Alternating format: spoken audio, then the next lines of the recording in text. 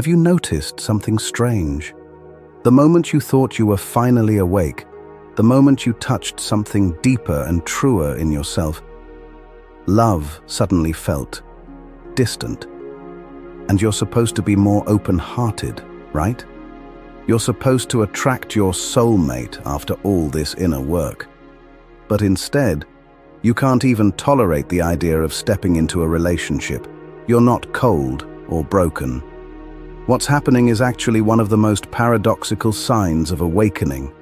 And in this video, I'll reveal why awakening can feel like the death of romance, why solitude suddenly feels sacred, and how Carl Jung's psychology can guide you through this stage into real peace. So if you've been asking yourself, what's wrong with me? Why don't I care about love anymore? Stay with me, because by the end, you'll see that nothing is wrong. You might just be more whole than you've ever been. Here's the irony. Before awakening, many of us chase relationships not out of love, but out of fear. Fear of being alone, fear of emptiness, fear of not being enough. Society whispers that you're only complete when you're married, when you have kids, when you fit the picture on the postcard. But Jung pointed out that when we begin to integrate our shadow, the hidden parts of ourselves, we stop projecting so heavily onto others. That means you no longer see a potential partner as your missing piece. Instead, you see them as they are. And often what you see doesn't match the fantasy. That realization can make relationships feel less magical at first, even disappointing. But it's not disappointment, it's clarity. Some awakened people even step back from the idea of having children, and not because they're selfish or broken, but because raising kids in a world that still runs on consumerism, ego, and unconscious patterns feels heavy. I've spoken to people who said, I can't see myself bringing a soul into a system that teaches conformity instead of freedom. I don't want to pass on wounds I'm still healing myself. I want my life energy to go into creating, healing, teaching, not just repeating what's expected. These are not excuses. They're authentic, deeply felt reasons that come from valuing truth over tradition. Awakening dissolves the blind loyalty to roles society hands us: parent, partner, provider. And that can feel isolating because suddenly you're living by your own script, not the collective one. When Jung spoke about individuation, the process of becoming whole, he described it as integrating your inner opposites, your masculine and feminine, the anima and animus, your conscious and unconscious. Before that, you're unconsciously looking for wholeness in other people. That's why we obsess over the one. After awakening, that need collapses. You're not desperate to be completed anymore, and this can feel strange at first. Solitude, which once felt like punishment, now feels like a temple. You guard it. You need space. And while that might make you feel antisocial, what's really happening is that your nervous system is recalibrating.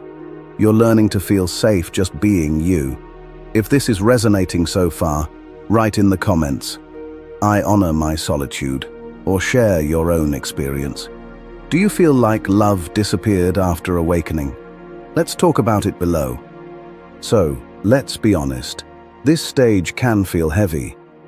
Awakening is supposed to be liberation, yet suddenly you feel less interested in love, less open to dating, maybe even repelled by it. You look at the way people flirt, chase, or even idolize partners, and it all feels shallow. Carl Jung often noticed this with patients who had gone through intense inner work. When you integrate your shadow, you also dismantle illusions. And what's more illusionary than the perfect relationship that's supposed to fix everything? Instead of butterflies, you feel clarity. Instead of excitement, you feel cautious. This is not regression, it's maturity. So here's what's really happening. Awakening exposes all the unconscious contracts you used to carry. Things like, I'll be loved only if I please. I'll be worthy only if I have a partner. I need someone else to save me from loneliness. Once those dissolve, relationships can look like traps rather than blessings. You see where you gave away your power, where you accepted less than you deserved, where you confused attachment with love. And so your whole system says, pause. This pause is sacred. It's like pruning a tree. For a time, it looks bare and empty, but it's preparing to grow differently, more authentically. Jung believed we project our disowned qualities onto others. When we crave someone strong, we're really disowning our own strength. When we idolize someone gentle, we're hiding from our own softness. So when you lose interest in relationships, it's often because you've started reclaiming those qualities inside yourself. Suddenly, you don't need someone to hold your anger or your softness or your ambition. You're learning to hold them. So each time you find yourself irritated or enchanted by someone, write it down. Ask, what does this trait awaken in me? Where is this inside me? Over time, you'll see how your inner world is reflected back at you. This practice not only reduces your disappointment in others, but also helps you meet people from a place of wholeness instead of need. Some people describe this stage as suddenly becoming antisocial. You might not want to go on dates, you might withdraw from friends who feel fake, you might prefer silence over small talk. But think about it. When you've tasted truth, how can you keep playing games? Jung wrote in his notes that many patients after profound inner shifts went through what he called a period of necessary isolation. They felt cut off, but they were actually learning to anchor themselves before re-entering society on their own terms. So if you feel less interested in people, it doesn't mean you'll always be alone. It means you're detoxing from superficial connections so your system can be ready for authentic ones. Think of it like fasting. When you stop eating processed food, your body craves silence first. No sugar, no additives, no constant stimulation. But eventually, your taste buds reset and you begin to enjoy real, nourishing food again. The same thing happens with relationships.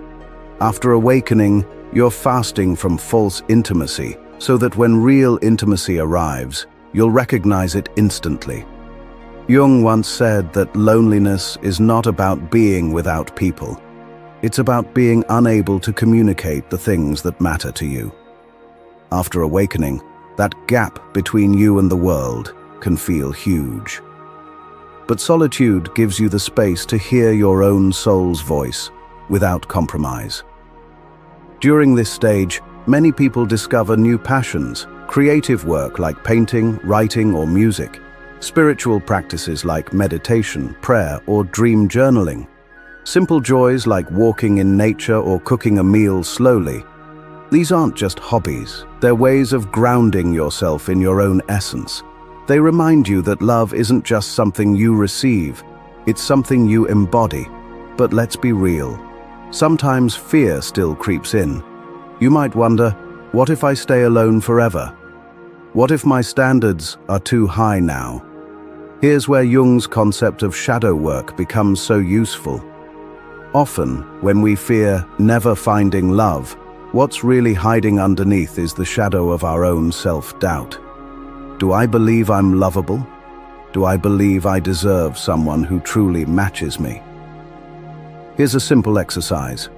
Write down the belief that scares you most.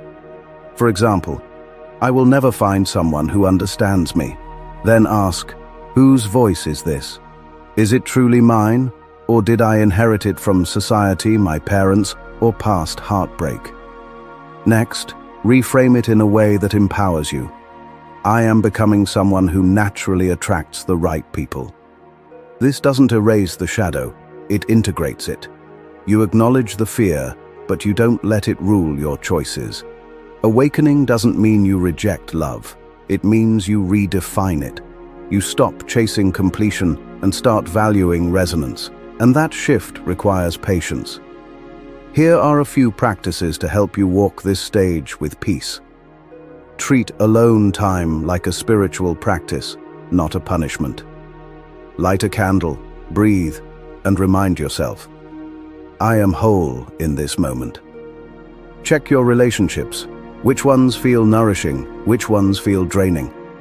Slowly release the draining ones without guilt. Notice how your body reacts around people. Expansion often means alignment. Tightness often means compromise. Trust this wisdom. Channel the love you use to seek outward into art, service, or spiritual work. Love doesn't vanish, it transforms. So if you feel less interested in love, don't panic. You haven't lost love. You're learning to recognize its real form, and when it finally shows up, it won't feel like possession or dependency or a mask. It will feel like two complete souls walking side by side. Until then, solitude is not your enemy. It's your training ground. Before you go, tell me in the comments, do you see solitude as sacred, or does it still feel scary?